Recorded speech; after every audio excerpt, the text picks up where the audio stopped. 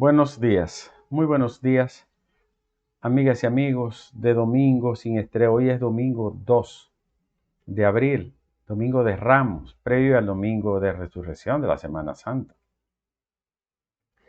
Estamos ya en esta fase de la Semana Mayor y para nosotros siempre es un honor compartir temas de interés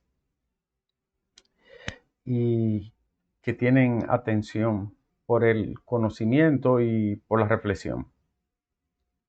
Recuerden que cada domingo llegamos gracias a Francia A. Valois o Francia A. Brick. Ella es Mortgage Banker y puede asesorarle y acompañarle en su préstamo hipotecario para comprar su casa, su apartamento, sea de primera vez o que usted quiera renegociar su préstamo. Ella es una experta de muchos años de experiencia. Llámela al 718-344-0819. La gente que ha usado su servicio se siente maravillado. 718-344-0819. Francia A. Brick o Francia A. Valois. Mortgage Banker.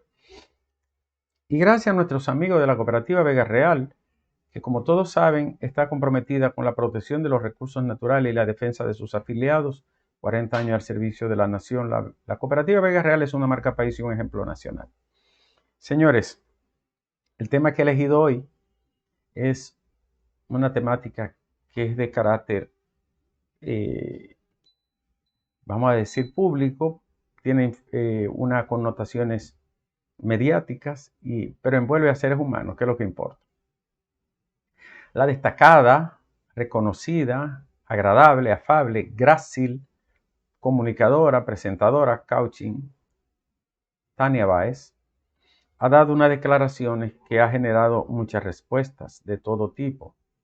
Esta mujer que tiene mucho tiempo en los medios de comunicación, en la televisión, que es un rostro y una persona muy agradable, ha dicho de forma literal. Tania Báez ha dicho lo siguiente: nunca te vincules en una relación con alguien que esté por debajo de ti socialmente, profesionalmente, emocionalmente y financieramente. Nunca te vincules con alguien por debajo de ti. Esa es la expresión que ha generado tantas respuestas. Y eso tiene una explicación histórica, sociológica, cultural, antropológica. No es solo Tania Báez que piensa así.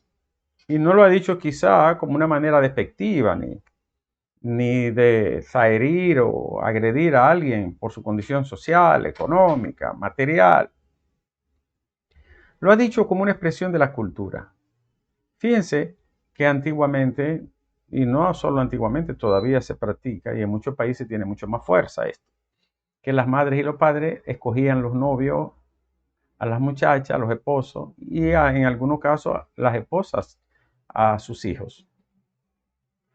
Pero también establecían las relaciones de determinadas familias con las que podían emparentarse, nunca fuera de ese círculo, de ese estirpe. De ahí es que viene la prosapia y la estirpe continuada de los grupos que a través de los años y de los siglos se fueron vinculando con gente de su mismo nivel. Todavía hay gente que dice, no, tú no te puedes relacionar, ni casar, ni vincularte con una persona que esté por debajo de ti. No solo es Tania Báez que lo dice, muchos de nuestra familia lo han dicho.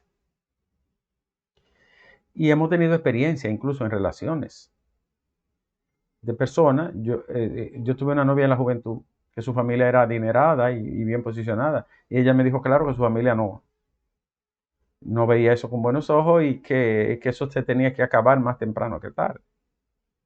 La recuerdo. Y era una buena persona. Pero el canon, el patrón conductual, la construcción social de que no te puedes relacionar con una persona más inferior que tú, económicamente, sobre todo socialmente, tiene una fuerza tremenda. Cuando Tania Báez dice eso, lo que está es expeliendo, ¿no? Sacando al exterior un comportamiento de la humanidad. ¿Por qué? Vamos a explicarlo brevemente. Desde el punto de vista biológico, los seres humanos somos diferentes. Tenemos grandes diferencias, emocional, física, mental, espiritual. La biología nos arroja de forma distinta a cada quien. Cada biología, cada biografía, cada vida es única e irrepetible y solo es dueña de quien la posee. Es decir, cada vida es propiedad única, exclusiva e irrepetible de quien la posee. Usted no puede trasladarle su vida, su experiencia, sus expectativas a otra persona de forma inequívoca, porque eso es imposible, ni clonándolo, porque emocionalmente, psicológicamente, socialmente va a ser distinto, culturalmente. No entra en discusión que la biología nos arroja. Si la vida nos arroja y la biología de forma diferente a la sociedad, no es fácil homologar o universalizar el valor de la igualdad. ¿Por qué no es fácil? Por todos esos rasgos distintivos que nos separan en diferentes niveles y razones. Piensen en los primeros grupos humanos, la tremenda dificultad que dio crear la cooperación. ¿Sabe? Los grupos que no cooperaron, los que no pudieron valerse unos para los otros, desaparecieron. El Homo ergaster, el Homo habilis, desapareció el neandertal, el hombre de Java y Pekín, porque no tenían capacidad de cooperación. El Homo sapiens cooperó. Se dio cuenta que 10 hombres podían enfrentar una fiera con determinados utensilios. Es más fácil que un solo valiente enfrentarlo uno por uno, etc. Entre 2.5 a 3.5 millones de años atrás, según la ciencia, esto era un desafío permanente, entender el nivel de cooperación, de solidaridad, que se fue gestando. Vamos a decir, con un cincel sobre una piedra en la conciencia humana. Pero la conciencia humana solo tiene 50.000 años, dicen la mayoría de los expertos en este campo de la antropología, de la neuroantropología. 50.000 años, eso fue ayer, en un pestañear. Adquirimos la conciencia. Una conciencia rudimentaria que se fue puliendo, pero ya el ser sabe que está aquí. Soy yo, ¿qué hago aquí? ¿Qué busco aquí? ¿Quién soy yo? ¿Quién me trajo? ¿Qué voy a hacer con esta vida? Arrojado. Entonces, hace 70.000 años, se dan los primeros cimientos de esto que nosotros llamamos familia.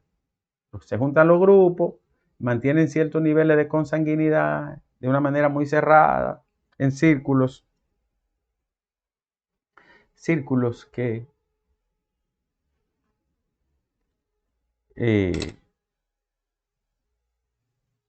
son muy privativos, ¿no? de la horda, de esa filia.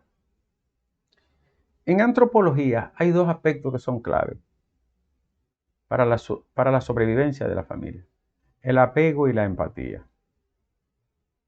El apego es esa expresión de cuidado a la descendencia, que luego ese apego a los hijos, a los ancestros, a los descendientes, ese apego se transfiere entonces al otro, del otro grupo, de la otra tribu, de la otra cueva, de la otra familia.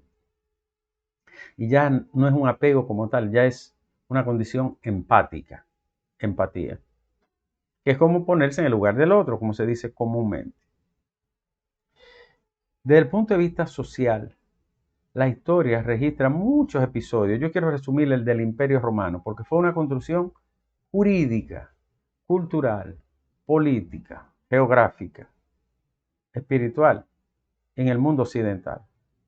El Imperio Romano estableció leyes para todo, leyes para los que estaban de forma ilegal, leyes para los que eran ciudadanos naturales o que la adquirieron la ciudadanía, leyes para todo. En el año 212 a.C., Caracalla emitió un decreto ciudadanizando a las personas que estaban en estatus irregular, porque al imperio le faltaba gente. A partir de ahí cambió muchísimo el mundo, pero no cambió un aspecto, y es que las leyes estaban establecidas en 3 aspectos para el establecimiento de las escalas y de los estratos sociales. Jus gentium, la ley de gente, del común.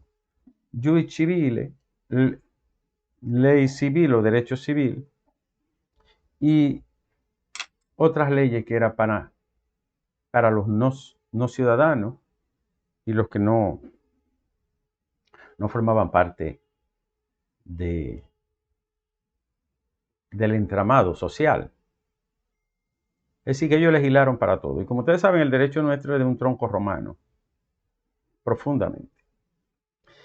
En términos sencillos, los romanos tenían 3 clases sociales. Patricios, la palabra patri viene de patria. Patricios, clientes, los que estaban en el medio, y plebeyos, los que estaban abajo.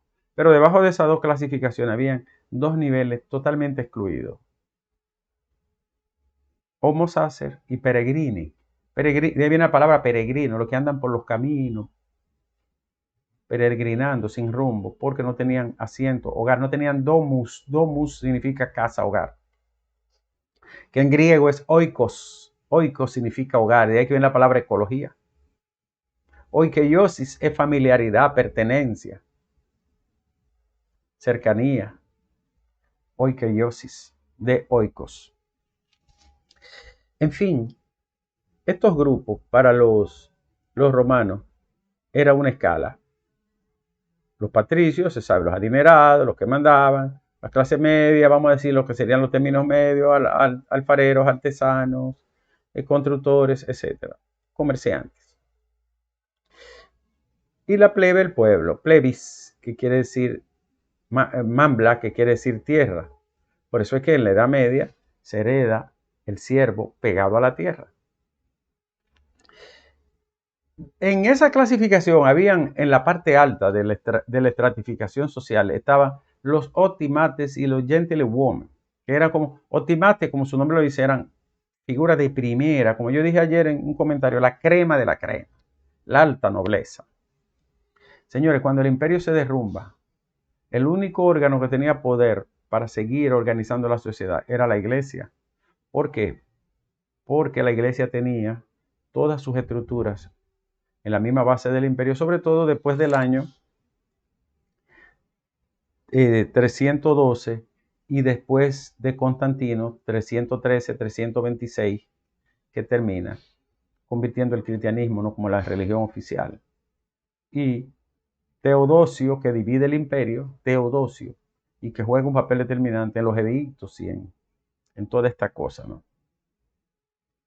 En definitiva, optimates son, piensan en 3 apellidos de este país, que son optimates, patricios de primera. La clasificación se trasladó a la Edad Media con la caída del imperio en el año 476. Después de Cristo, siglo V, la iglesia asume el poder porque era la única que tenía esto y organización. Y ya ustedes saben que eso va a durar todos los años del mundo, más de 10 siglos. Muchas luchas, batallas, negación de los derechos, de la dignidad humana, por condiciones de herencia, por condiciones de nobleza, de posesiones, de riqueza, títulos. Por eso la Edad Media es un almacén de títulos nobiliarios, condes, duques, de nombradías. Y los humanos heredamos todo esto. Un señor llamado Renato Descartes dice que las condiciones del ser humano y su sabiduría no vienen de ninguna jerarquía superior, ni entidad superior, sino propio del talento, de la razón. Ahí empieza a socavarse ese régimen, por eso él es el padre del racionalismo y el primer filósofo moderno, o uno de los primeros. Esas ideas crecen y prenden en un movimiento que se llama el iluminismo, siglo de la luz o ilustración, que asume que los seres humanos somos iguales. Hasta ahí no éramos iguales, ni en teoría, ni en la práctica, ni en la historia, ni en nada.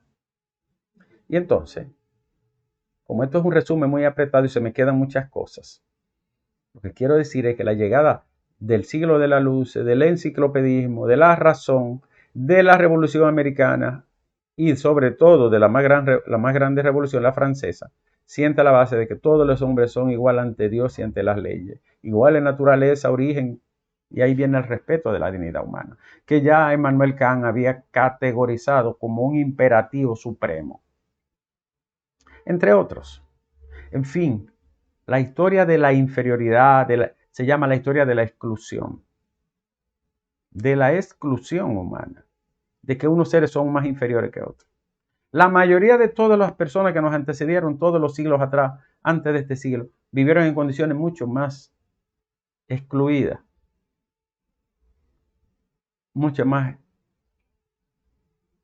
en condiciones muchas más infravaloradas como ser humano y con negación de la dignidad.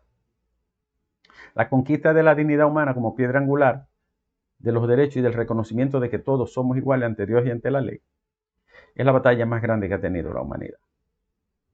De ahí se han parido todas las revoluciones o se han encaminado revoluciones contra la negación de eso. Lo que dijo Tania Báez de una persona inferior a ti es un concepto, una antiguaya, pero una realidad que ha primado.